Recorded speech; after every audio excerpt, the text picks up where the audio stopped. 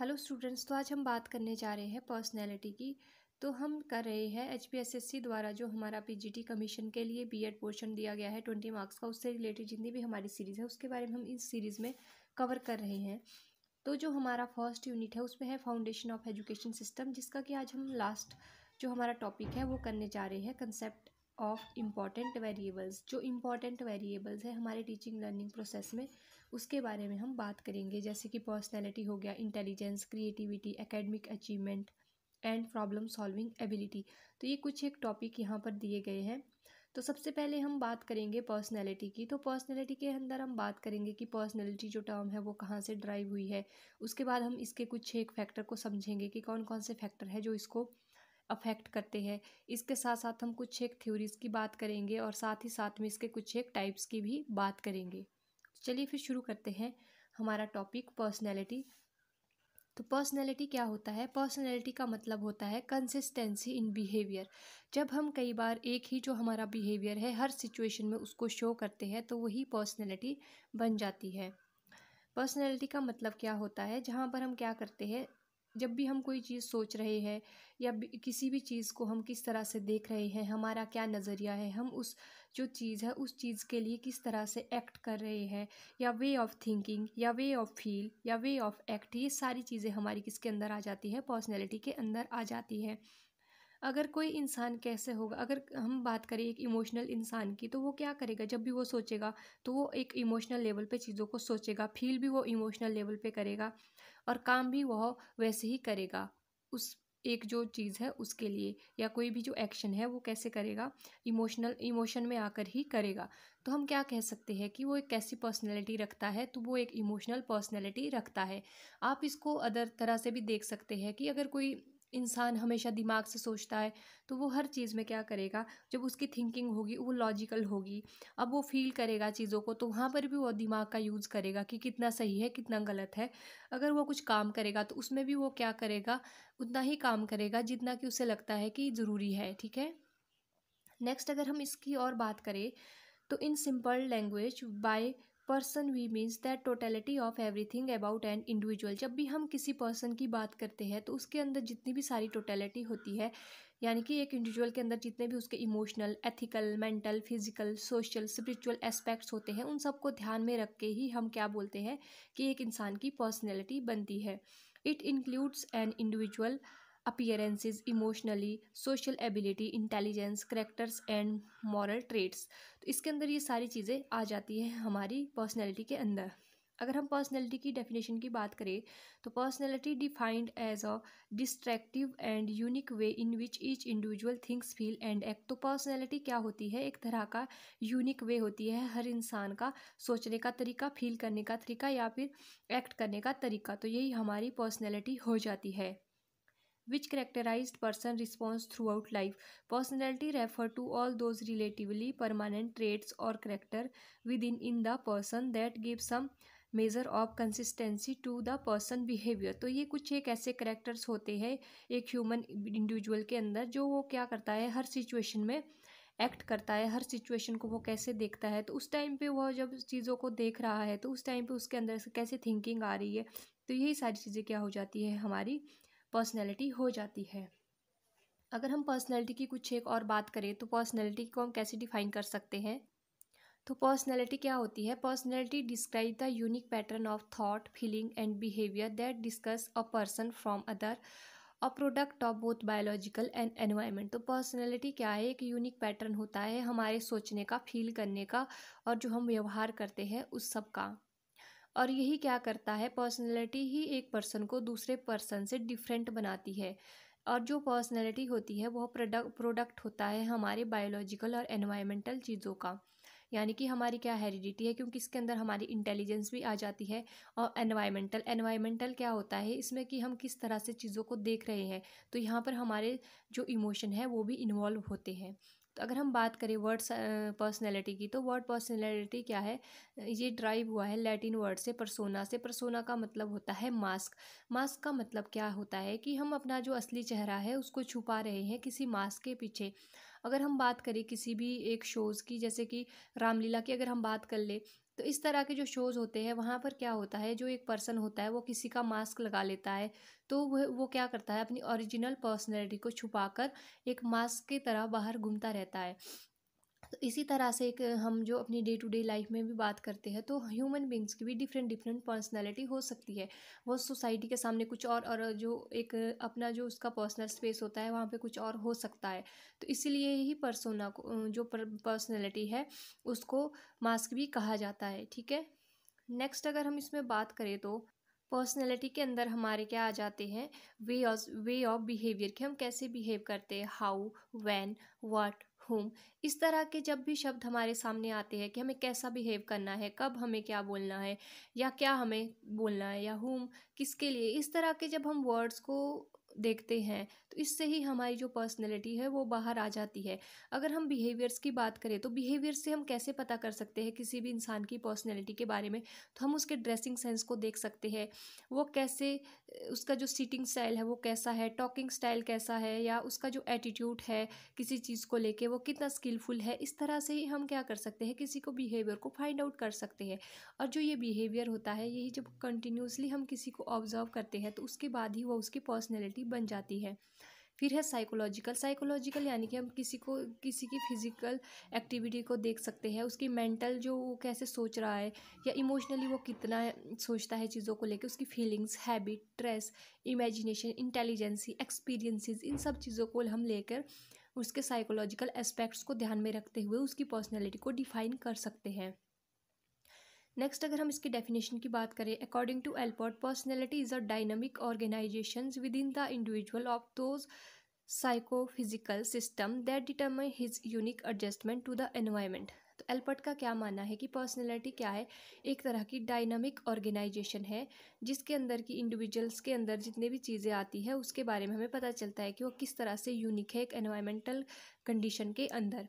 अब क्या हो सकती है डायनामिक ऑर्गेनाइजेशन, जैसे कि हमने पहले भी बात की कि हर इंसान का जो टेम्परामेंट अलग हो सकता है, उसके इमोशन अलग हो सकते हैं, उसका मेंटल जो रीजनिंग करने की कैपेसिटी है वो अलग हो सकती है। तो इन्होंने भी यही कहा है।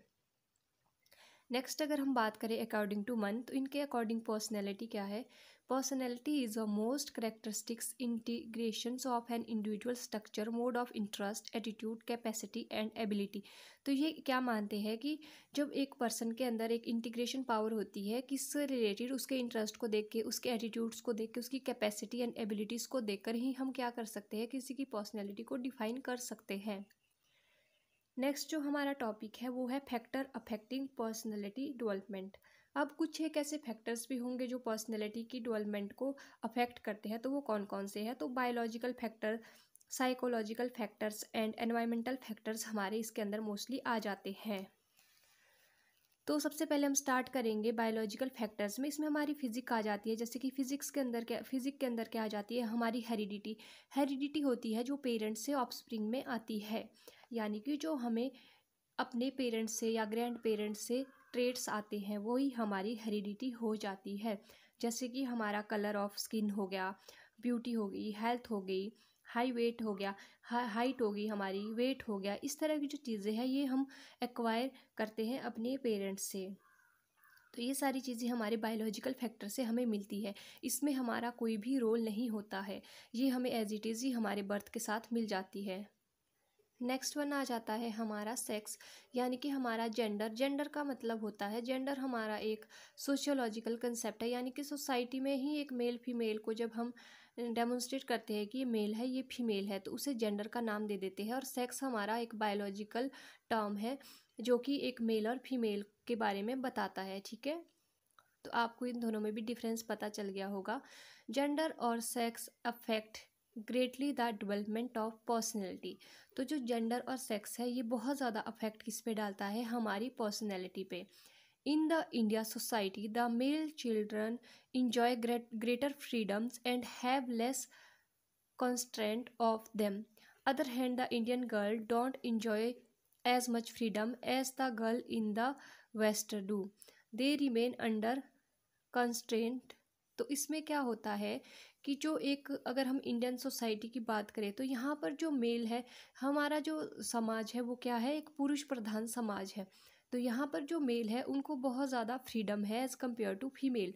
हम जितना भी एक जेंडर इक्वलिटी की बात कर ले, पर फिर भी कहीं ना कहीं ये चीज़ देखने को मिल जाती है जहाँ पर कि क्या होता है, जो एक फीमेल है उसको उतना कैपेबल नहीं समझा जाता है सोसाइटी में एज़ कम्पेयर टू मेल। क्योंकि जब हम बात करते हैं किसी भी चीज़ की, अगर हम एक एग्ज़ाम्पल ले, अगर हम जीडीपी की बात करें तो जीडीपी में क्या होता है कि इंडिया की जो एक जीडीपी रिपोर्ट आई है उसके अकॉर्डिंग क्या कहा गया है कि जो इंडिया में जीडीपी की ग्रोथ के लिए एक फैक्टर जो है वो क्या है, मेन फैक्टर मेल ही है। क्यों? क्योंकि जो फीमेल है वो क्या करती है, घर पर ही ज़्यादा काम करती है और उस पर कुछ ज़्यादा उनको सैलरी भी नहीं मिलती है, जिससे कि वो जीडीपी में अपना जो कंट्रीब्यूशन है वो नहीं कर पाती है एज़ कम्पेयर टू मेल। और जो मेल है वो क्या करते हैं, अगर आप किसी भी प्राइवेट कंपनी में भी देखते हैं तो वहाँ पर क्या होता है, जो मेल है उनको जो सैलरी है वो ज़्यादा दी जाती है एज़ कम्पेयर टू फीमेल। तो वहाँ पर भी हम देख सकते हैं कि जो जेंडर की बात आती है वहाँ पर भी, तो एक जो मेल है उसको ज़्यादा प्रेफरेंस दी जाती है एज़ कम्पेयर टू फीमेल। तो इस तरह की जो चीज़ें हैं वो हमें देखने को मिल जाती है। तो इसी से भी पर्सनैलिटी बन सकती है। जो मेल होगा वो क्या होगा, ज़्यादा कॉन्फिडेंट हो जाएगा, है ना, ज़्यादा रिस्पॉन्सिबल हो जाएगा, इस तरह की चीज़ें एक मेल के अंदर आ जाएगी। और जो फीमेल है वो क्या करेगी, पहले वो क्या करेगी, डिपेंड रहेगी अपने पेरेंट्स पे, फिर उसके बाद डिपेंड रहेगी अपने हस्बैंड पे, फिर अपने बच्चे पे। तो इस तरह से जो फीमेल है वो क्या करती है, हमेशा ही अंडर कॉन्फिडेंस रहती है। तो इस तरह की चीज़ें भी हो जाती है जिसकी वजह से हमारी पर्सनैलिटी वैसे ही बन जाती है। अगर हम इसको अदर लेवल से समझे तो क्या हो सकता है, इमोशनल लेवल पे भी हम चीज़ों को ले सकते हैं। जो फीमेल्स होती है वो क्या करती है, ज़्यादातर इमोशन में आकर ही डिसीजन ले लेती है एज़ कम्पेयर टू मेल। तो यह भी एक तरह का फैक्टर हो सकता है हमारी पर्सनैलिटी को जो इफ़ेक्ट कर सकता है। नेक्स्ट अगर हम बात करें nervous system, the physical basis of behaviour is the nervous system that control all the body organ and processes. The nervous system can be divided 3 categories. अब ये तो आप लोगों को पता ही है नर्वस सिस्टम क्या होता है, एक तरह का फिजिकल बेसिस होती है, जो हमारे न्यूरॉन्स होती है, नर्व सिस्टम होता है, यानी कि हमारी जो मस्तिष्क है या जिसको हम माइंड बोलते हैं, वहाँ पर ही हमारा नर्वस सिस्टम होता है जो कंट्रोल करता है हमारे बॉडी ऑर्गन को। यानी कि हम कैसे सांस ले रहे हैं या हम कैसे चीज़ों को देख रहे हैं, जितने भी सारे हमारे सेंसेस हैं उनको कंट्रोल कौन कर रहा है, नर्वस सिस्टम ही कर रहा है। तो इसके अंदर हमारे डिफरेंट जो है कैटेगरीज आती है उसके बारे में हम बात करेंगे। सबसे पहले हम बात करेंगे एंडोक्राइन और डक्टलेस ग्लैंड की बारे में। तो एंडोक्राइन और डक्टलेस ग्लैंड के अंदर क्या आ जाते हैं हमारे, इसमें हमारा हार्मोनल सिक्रीशन होता है जो हमारे ब्लड के अंदर चला जाता है और जो अफेक्ट करता है हमारे इमोशन को, हमारे मूड को। सबसे बड़ी जो हमारी ग्लैंड्स होती है या ग्रंथि होती है वो होती है पिट्यूटरी ग्लैंड, यानी कि पीयूष ग्रंथि जिसको हम हिंदी में बोलते हैं।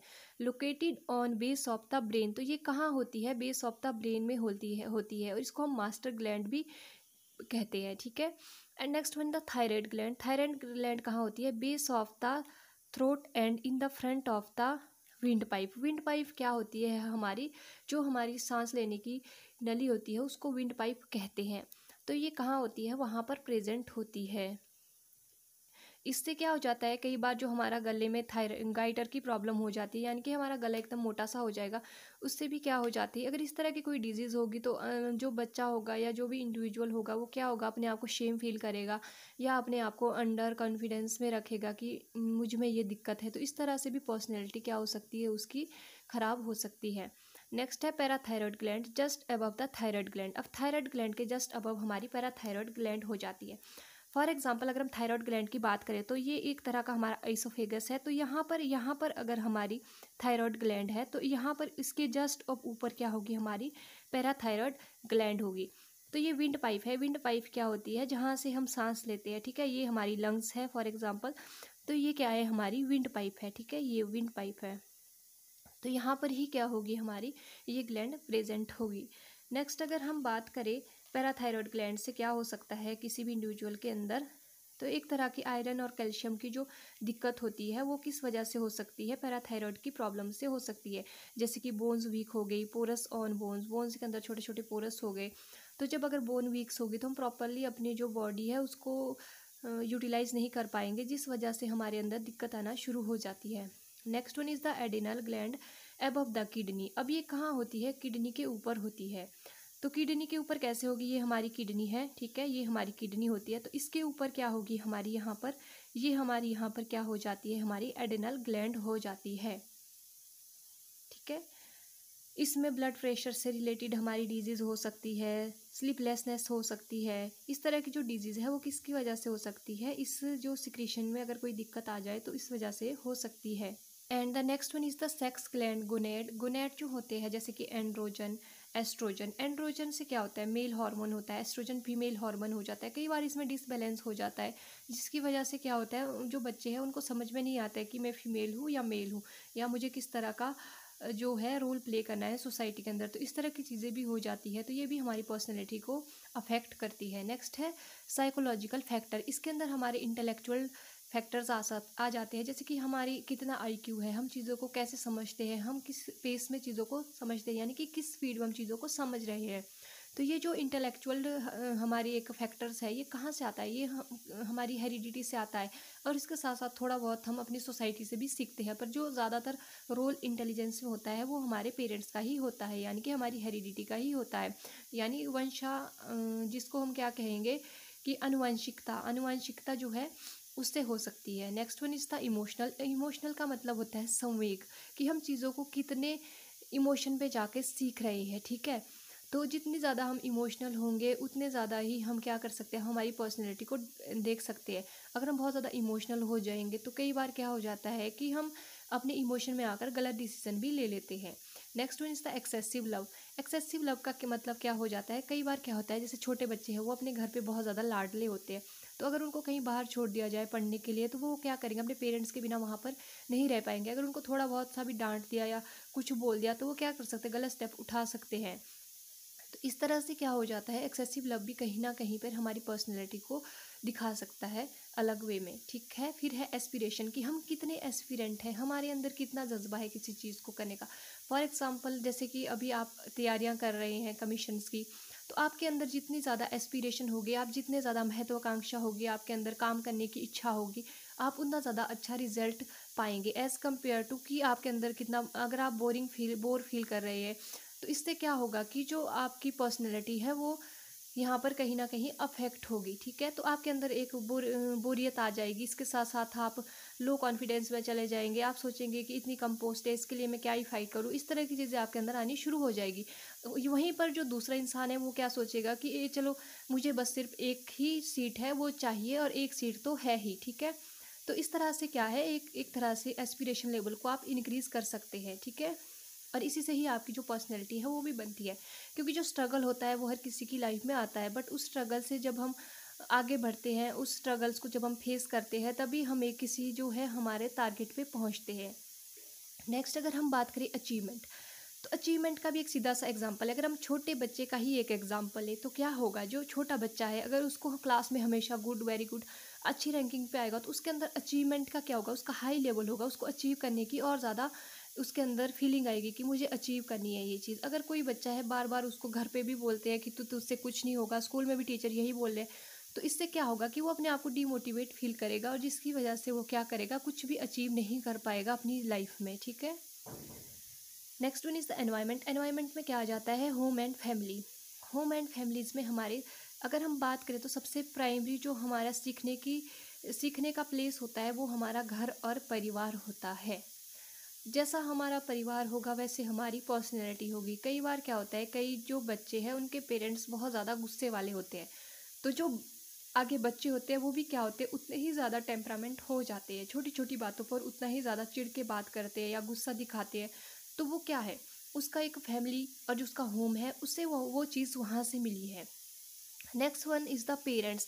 अब पेरेंट्स को हम कैसे देख सकते हैं, फॉर एग्जांपल पेरेंट्स हमारे जैसे होंगे वैसे ही हो गया। अभी भी हमने होम एंड फैमिली में बात की, तो अगर हम हमारे पेरेंट्स में से फॉर एग्जांपल किसी एक पेरेंट्स की डेथ हो जाए तो हमारे अंदर क्या होगा, एक इनसिक्योरिटी आना शुरू हो जाएगी, या हमारे जो इमोशन है वो वहाँ से अफेक्ट होना शुरू हो जाएगी, हमारी सोच थोड़ी अलग होनी शुरू हो जाएगी, जिस वजह से हमारी जो पर्सनैलिटी है वो एकदम अलग हो जाएगी। Parents attitude toward children. कई बार क्या होता है, जो पेरेंट्स का एटीट्यूड होता है बच्चों के प्रति वो भी अलग होता है। जैसे कई पेरेंट्स का क्या होता है कि उनका खुद का कुछ ड्रीम होगा तो वो अपने बच्चों को बोलते हैं कि मेरा ये ड्रीम था, अब मैं नहीं कर पाया तो तुम ये करोगे, तो कई बार बच्चों को उसमें इंटरेस्ट नहीं होता है। तो इस वजह से भी बच्चों के अंदर क्या हो जाता है, इस तरह का एक एटीट्यूड डेवलप हो जाता है कि हाँ, जो पेरेंट्स की एक दबाव है वो उसको हैंडल करते रहते हैं। ठीक है, इस वजह से उनकी जो पर्सनैलिटी है वो कभी भी अपना एक जो है डिसीजन नहीं ले पाते हैं कि मुझे क्या करना है। ठीक है, size of family, size of family में भी क्या हो सकता है, आपकी पर्सनैलिटी अफेक्ट हो सकती है। जैसे कि हम अभी बात कर रहे थे कि एक जो फैमिली है उसमें क्या हो सकता है, जैसे आप फॉर एग्जांपल 4-5 भाई बहन है, तो इस तरह से क्या हो जाएगा, जो सबसे बड़ा होगा उसके ऊपर ज़्यादा रिस्पॉन्सिबिलिटीज़ होगी, उसकी पर्सनैलिटी वैसे ही डेवलप होगी, वो रिस्पॉन्सिबल बनेगा। पर जो सबसे छोटा होगा वो क्या है, वो बहुत ज़्यादा उसके ऊपर क्या हो जाएगा, एक तरह से जो घर वाले हैं वो बहुत ज़्यादा एक्सेसिव लव दिखाएंगे या एक्सेसिव केयर दिखाएंगे। तो इस तरह से जो उसकी पर्सनैलिटी है वो एकदम लविंग नेचर का होगा, यानी कि उसको छोटी छोटी बातों पर इफ़ेक्ट पड़ेगा। तो इस तरह से अलग अलग जो है पर्सनैलिटी वो भी इफ़ेक्ट हो सकती है साइज़ ऑफ फैमिली से। नेक्स्ट है फैमिली इंस्टेबिलिटी। अब क्या होता है, कई बार फैमिली में कुछ एक इंस्टेबिलिटी आ जाती है या फैमिलीज़ में कुछ एक दिक्कत आ जाती है, तो उस वजह से भी जो एटीट्यूड है वो बच्चों का चेंज होना शुरू हो जाता है। इंस्टेबिलिटी का मतलब फाइनेंशियली भी हो सकता है, कई बार पेरेंट्स में झगड़े हो सकते हैं, तो इस वजह से भी क्या हो जाता है, बच्चों के अंदर बहुत ज़्यादा डिफरेंट उनकी जो पर्सनैलिटी है वो उभर के सामने आने शुरू कर देती है। Value placed on the sex of the child. अब ये भी एक बहुत ही इम्पॉर्टेंट है हमारे इंडियन कल्चर में कि जो एक लड़की है और लड़का है, इस तरह के जो सेक्सेस है उसमें क्या हो जाता है, कई बार डिफ्रेंशिएशन, डिफ्रेंशिएशन तो क्या बोलेंगे हम, उसमें क्या हो जाता है, बहुत ज़्यादा डिफरेंस आ जाता है। जैसे कई फैमिलीज़ कैसी होती है, बहुत ही ऑर्थोडॉक्स ख्याल की होती है, वहाँ पर क्या होता है कि जो गर्ल है इसको चलो पढ़ा दो, पढ़ा लिखा कर शादी करवा दो, इस तरह की जो बातें हैं वो वहाँ पर ज़्यादा वैल्यूएबल होती है एज़ कम्पेयर टू ये कि जो मेल और फीमेल है वो दोनों एक इक्वली है, उन दोनों को इक्वली शिक्षा दो और इक्वली वो क्या करेंगे, अपने लिए अर्न करेंगे और अपने पाँव पर खड़े हो जाएंगे। तो यहाँ पर अदर भी फैक्टर हो सकते हैं, जैसे कि गर्ल्स की जो सिक्योरिटी है उससे उसको ध्यान में रखते हुए पेरेंट्स इस तरह की बातें कर देते हैं, तो इस तरह से बहुत सारी चीज़ें हो जाती है। तो ये भी बहुत इम्पॉर्टेंट हो जाता है कि एक जो फैमिली में सेक्स है वो किस तरह का, वो मेल है या फीमेल है, तो उनकी पर्सनैलिटी भी अलग अलग होगी। जैसे कि हम नॉर्मली बात करें अगर, तो ड्रेसिंग सेंस में बहुत ज़्यादा डिफरेंस आ जाता है। जो गर्ल्स है वो अपनी मम्मी की तरह ड्रेसिंग करेगी, जो सन है वो अपने फादर की तरह ड्रेसिंग करेगा, तो इससे भी उसकी पर्सनैलिटी अलग हो जाएगी। नेक्स्ट है गोल ऑफ पेरेंट्स। हाँ, ये जो मैंने आपको पहले भी बता दिया कि गोल ऑफ पेरेंट्स क्या हो सकते हैं। जैसे कि किसी के पेरेंट्स को यूपीएससी क्रैक करना था, तो वो क्या करेगा, किसी कारण से नहीं कर पाया तो अपने बच्चों को बोल देगा कि तुम्हें करना पड़ेगा, इस तरह की बातें। तो इससे भी बच्चे की जो पर्सनैलिटी है वो अफेक्ट हो जाएगी। वो इंडिविजुअली जो अपने डिसीजन है वो नहीं बता सकता, उसको खुद ही पता नहीं होगा कि मुझे क्या पसंद है, क्या करना है, मेरा क्या गोल है, इस तरह की चीज़ उसे नहीं पता होगी। और बर्थ ऑर्डर अभी अभी थोड़ी देर पहले मैंने डिस्कस किया था कि एक जो घर का बड़ा बेटा और घर का जो छोटा बच्चा है उन दोनों में बहुत ही डिफरेंस आ जाता है। Socio economic status of the family. Socio economic status of families में भी क्या आ जाता है कि हम सोसाइटी में कैसी सोसाइटी से बिलोंग करते हैं, हमारी फाइनेंशियल कंडीशन कैसी है, तो उसी तरह से हमारी एजुकेशन होगी, उसी तरह की हमारी पर्सनैलिटी डेवलप होगी।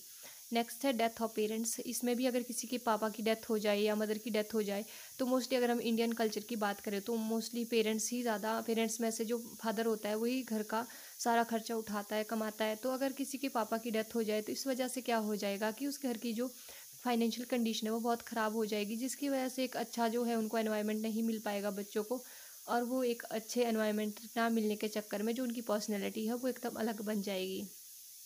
नेक्स्ट है influence of the parents neighbourhood.